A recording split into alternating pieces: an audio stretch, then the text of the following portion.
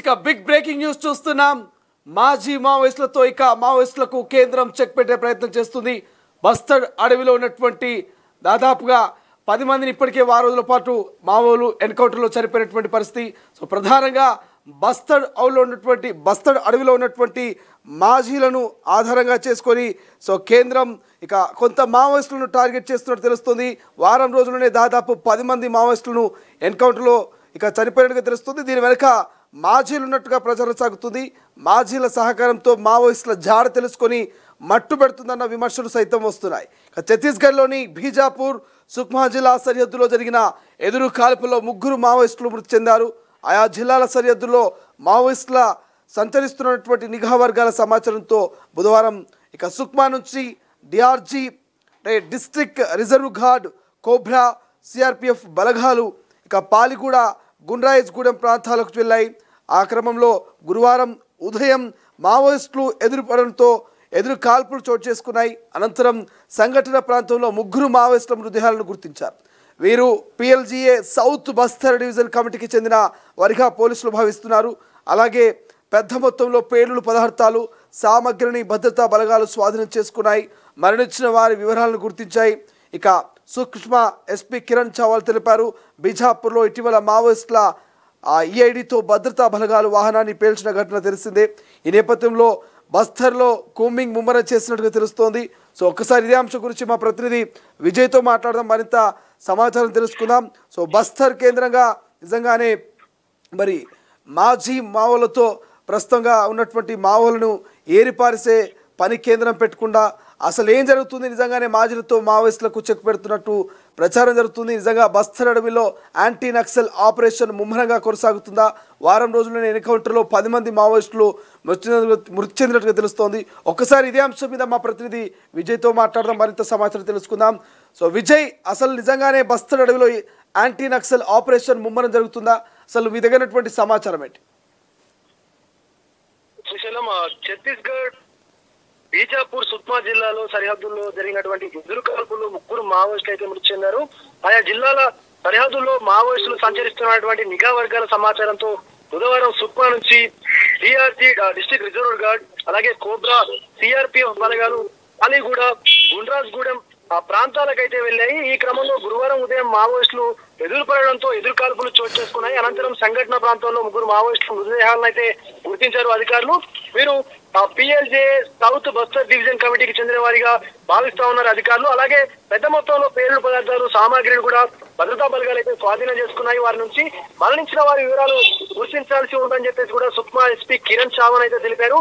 బీజాపూర్ లో ఇటీవల మావోయిస్టుల ఐఈడితో భద్రతా బలగాల వాహనాన్ని అయితే పేల్చినటువంటి ఘటన మనకు తెలిసిందే. ఈ నేపథ్యంలో బస్తర్ లో కూంబింగ్ అయితే ముమ్మరం చేశారు భద్రతా బలగాలు.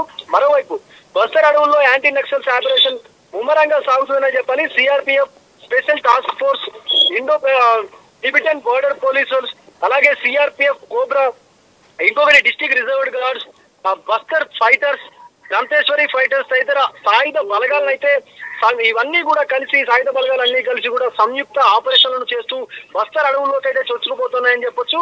అయితే భద్రతా దళాల పైన మావోయిస్టులు జరిపేటువంటి దాడుల్లో ఎక్కువగా స్థానికులతో కూడినటువంటి డిఆర్జీ యూనిట్ జవాన్లే హతమవుతున్నారు. అయితే తాజాగా బస్తర్ ఫైటర్స్ కూడా దీంట్లో ఉన్నారు. దేశంలోని విప్లవ శక్తులన్నీ కలిసి 2004లో భారత కమ్యూనిస్టు పార్టీ మావోయిస్ట్ గా కమ్యూనిస్ట్ ఎం అంటే ఏర్పాటాయి. నేపాల్ నుంచి శ్రీలంక వరకు రెడ్ కారిడార్ లక్ష్యంగా ముందుకు దిగాయి. అయితే దీనికి ప్రత్యేకగా ప్రభుత్వం 2005లో స్థానిక యువతతో సాల్వాజూడం అంటే శాంతి దళం పేరుతో ఒక సాయుధ దళాలను అయితే ఏర్పాటు చేసింది. 2007లో మావోయిస్టులు జరిపిన దాడిలో ఏకంగా 55 మంది పోలీసులు చనిపోయారు. ఇందులో 31 మంది సాల్వాజూడం వారే. అయితే 2008లో ఒడిశా బలిమెలా వద్ద జరిగినటువంటి దాడిలో కూడా 37 మంది గ్రే హౌండ్స్ పోలీసులు కూడా హతమయ్యారు. అలాగే 2007 ఏప్రిల్ 25న చింతల్నార్ దగ్గర బాంబు దాడితో పాటు అంబుష్ అటాక్ జరిపారు. అయితే ఈ ఘటనలో ఏకంగా 76 మంది సిఆర్పిఎఫ్ జవాన్లు కూడా ప్రాణాలైతే కోల్పోయారు. సల్వాజూడం, గ్రేహౌండ్, సిఆర్పిఎఫ్ ఇలా ఏ రూపంలో బలగాలు దండకారణ్యంలోకి వెళ్ళినా కూడా చేదు ఫలితాలే వచ్చాయి. దీంతో జనంలా కలిసిపోయి గెరిల్లా యుద్ధ తంత్రంతో మావోలు జరిపేటువంటి దాడులను సమర్థంగా ఎదుర్కోవడం కోసం ప్రభుత్వం భద్రతా దళాలకైతే తప్పనిసరిగా మారింది. అయితే ఇక మనం చూసుకున్నట్లయితే గతంలో తల్వాదూరంలో పనిచేసేటువంటి వారికి జంగిల్ పరివార్ లో శిక్షణ ఇచ్చి డిస్ట్రిక్ట్ డిఆర్జీ అంటే డిస్ట్రిక్ట్ రిజర్వ్డ్ గార్డ్స్ పేరుతో 2008లో టాంకేర్ తొలి యూనిట్ అయితే ఏర్పాటు చేసింది ప్రభుత్వం. ఆ తర్వాత కాలంలో మావోయిజం వైపు ఆకర్షితులై జన మలేషియా నుంచి దళాల్లో వివిధ హోదాల్లో పనిచేసి లొంగిపోయినటువంటి మావోయిస్టులకు ఆశ్రయం కల్పించే సంస్థగా డిఆర్జీ రూపాంతరం చెందింది. అంటే డిస్ట్రిక్ట్ రిజర్వ్డ్ గార్డ్స్ కాస్త ఇది మాజీ మావోలకు లొంగిపోయినటువంటి మావోలకు ఆశ్రయం కల్పించేటువంటి సంస్థగా రూపాంతరం చెందింది. సో జిల్లాకు 1 వంతున 2015 నాటికి బస్తర్, నారాయణపూర్, టాంకేర్, దంతెవాడ, అలాగే ఇంకొకటి కొండేగావ్, బీజాపూర్, సుక్మా మొత్తం 7 డిఆర్జీ యూనిట్లు అయితే ఏర్పాటయ్యాయి. సో ప్రతి యూనిట్ లో 500 మంది జవాన్లు కూడా పనిచేస్తా ఉన్నారు. అయితే గతంలో అడవుల్లో నక్సల్స్ తో కలిసి పనిచేసినటువంటి అనుభవం, ఇంకొకటి స్థానిక అడవుల పైన అవగాహన, వాగులు దాటడం, గుట్టలు ఎక్కడంలో నేర్పరితనం, ఇంకా అడవుల్లో దొరికేటువంటి ఆకులు, దుంపలు, కాయల్లో ఆహార పదార్థాలను గుర్తించడం, ఇంకొకటి తదితర విషయాల్లో వీళ్ళు డిఆర్జీ జవాన్లకు ప్రత్యేకతనైతే చాటుకున్నారు. దీంతో అడవుల్లో చేపట్టేటువంటి గాలింపు చర్యల్లో డిఆర్జీ యూనిట్లు కీలకంగా మారాయి. అంటే ఇదివరకు వాళ్ళు మావోయిస్టులాగా పనిచేసినటువంటి సందర్భం ఉంది కాబట్టి మాజీ మావోలు వాళ్ళ హెల్ప్ తీసుకొని ఇలా డిఆర్జీ ఏదైతే గార్డ్స్ ఉన్నారో వాళ్లకు సహాయం చేస్తూ ముందుకు వేస్తున్నటువంటి సందర్భం కూడా కనిపిస్తుంది. అంతేకాకుండా పారిశ్రామికీకరణ, పట్టణీకరణ లేదా విద్యావకాశాలకు దూరంగా ఉన్నటువంటి స్థానిక యువతకు వెంటనే లభించేటువంటి ఉపాధి మార్గంగా డిఆర్జీ యూనిట్లు మారాయి. అయితే జవాన్ల వయోభారం, ఫిజికల్ ఫిట్నెస్ డిఆర్జీ యూనిట్లకు కొంత మైనస్ గా మారిందని చెప్పుకోవాలి. ఎందుకంటే వాళ్ళు శరీర దృఢత్వం అనేది లేకపోతే అడవుల్లో సంచరించడం, గాలింపు చర్యల్లో పాల్గొనడం అనేది కొంత కష్టంగా మారేటువంటి అవకాశం ఉంది. సో దీంతో డిఆర్జీతో వచ్చినటువంటి సానుకూల ఫలితాలను దృష్టిలో ఉంచుకొని లోకల్ యంగ్ టీమ్ తో బస్తర్ ఫైటర్స్ ను 2022లో అందుబాటులోకి తెచ్చారు. 300 మందితో ఉన్నటువంటి మొదటి యూనిట్ ని నోటిఫికేషన్ కు జారీ చేస్తే ఇందులో ఏకంగా 40,000కు పైగా దరఖాస్తులు వచ్చాయి. అంటే జిల్లాకు 300 మంది జవాన్లతో కూడినటువంటి 7 యూనిట్లు ప్రస్తుతం అయితే పనిచేస్తా ఉన్నాయి. సో ఇదే ఊపులో కేవలం మహిళలతో దంతేశ్వరి ఫైటర్స్ అనేటువంటి యూనిట్ ను కూడా మొదలు పెట్టారు.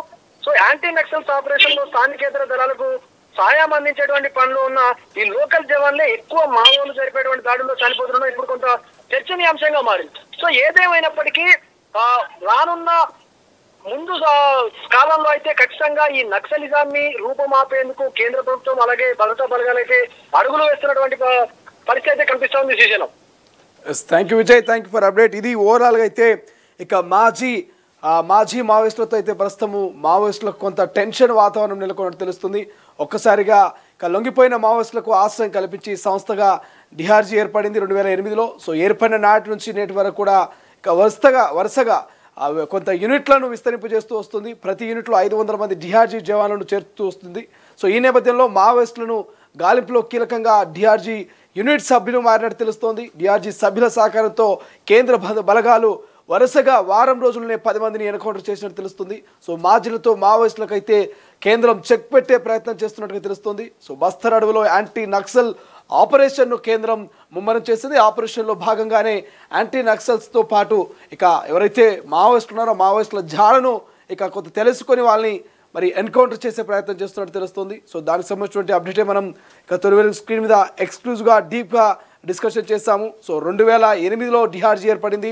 సో దాదాపుగా 500 యూనిట్లు కూడా దారితీసినటువంటి పరిస్థితి మనం చూస్తున్నాం. 500 మంది ఒక్కొక్క యూనిట్లో ఇక అందులో జాయిన్ అవుతూ వస్తున్నారు. ప్రతి యూనిట్ 500 మంది డిఆర్జీ జవాన్లను జాయిన్ చేస్తూ ఇక యాంటీ నక్సల్కి సంబంధించి ఇక ఆపరేషన్స్ మొదలుపెట్టి అక్కడటువంటి మావోయిస్టులను ఏరిపారేసేటువంటి ప్రయత్నం కేంద్రం చేస్తున్నట్టుగా తెలుస్తుంది. ప్రపంచంలో ఏ మూల ఏ క్షణం ఏం జరుగుతుందో వేగంగా తెలుసుకోవడానికి తొలి వెలుగు వాట్సాప్ ఛానల్ని ఫాలో చేయండి.